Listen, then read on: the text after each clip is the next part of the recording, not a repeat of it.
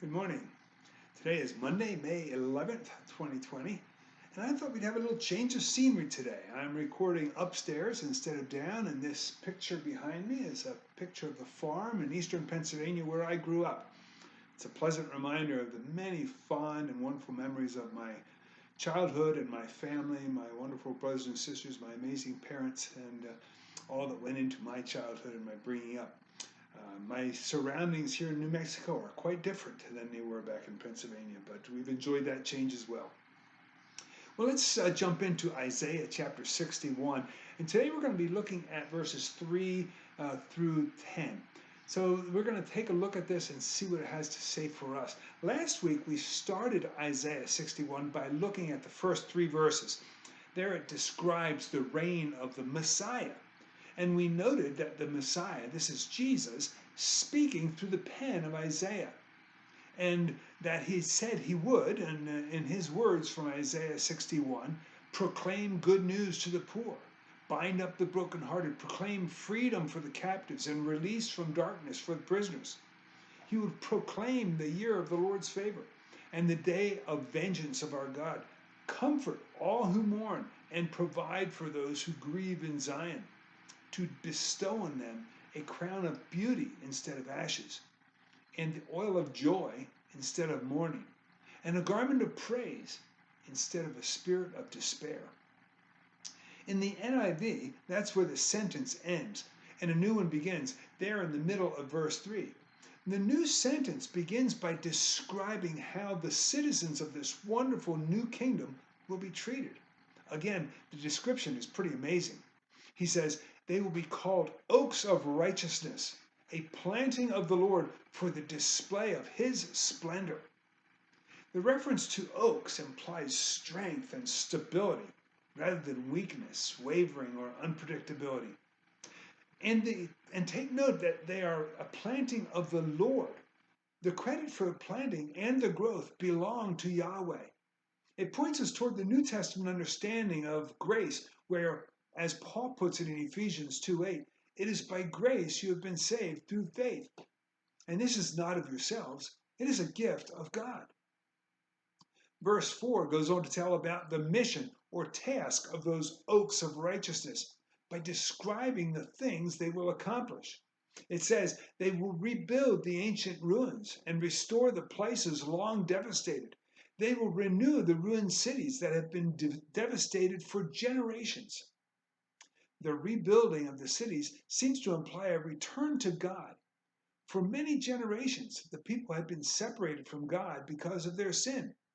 That separation dates back to the fall, recorded in Genesis chapter 3, and becomes painfully obvious, or perhaps exemplified, by the exile of God's chosen people to Babylon.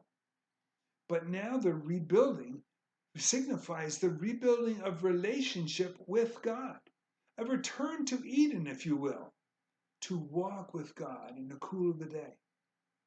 Verse 5 continues the description. He says there, strangers will shepherd your flocks, and foreigners will work your fields and vineyards.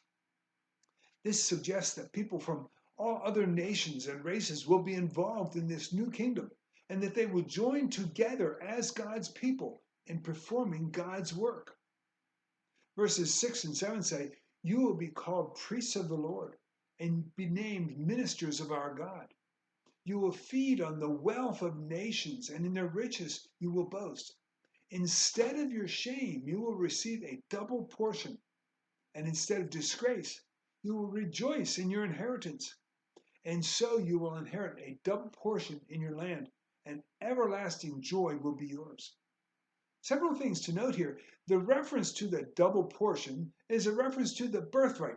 The birthright typically went to the firstborn son to any family, and it meant that that son was given a place of leadership in the family, and when the final estate was settled, he would receive twice as much, a double portion, as his siblings.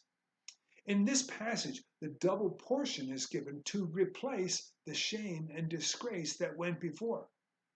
In one sense, I believe that refers to the shame and disgrace of the people of Israel who've been defeated and carried away into captivity. That's the immediate context. But on another level, it points to all of us who have lived with the shame and disgrace of sin and separation from our Maker. It reminds me of the story of Cain in Genesis chapter 4. In that story, Cain had killed his brother Abel. God says to Cain in verse 11, "Now you are under a curse and driven from the ground." Cain said, "That's more than I can bear. Anyone who finds me is going to kill me." But God says, it tells us in verse 15 that God put a mark on Cain so that no one who found him would kill him.